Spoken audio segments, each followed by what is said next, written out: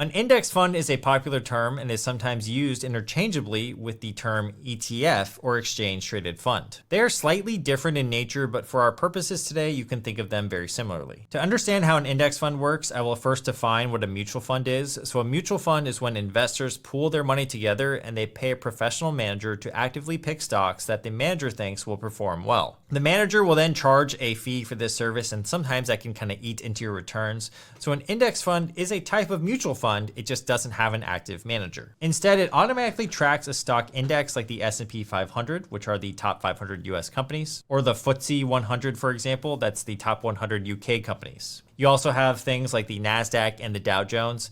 Now, since there is no manager actively picking stocks, the fees will be much, much lower. So essentially, an index fund would automatically track and invest all the companies in that particular index. And that way, all you have to do as the investor is buy the index fund that tracks that index. If we pull up the S&P 500 index, for example, an index fund or ETF that tracks the S&P 500 would contain all of these 500 plus companies. So by buying this one investment, you automatically will have your money split into all of these companies on this list. That includes Nvidia, Apple, Microsoft, Tesla, Meta, etc.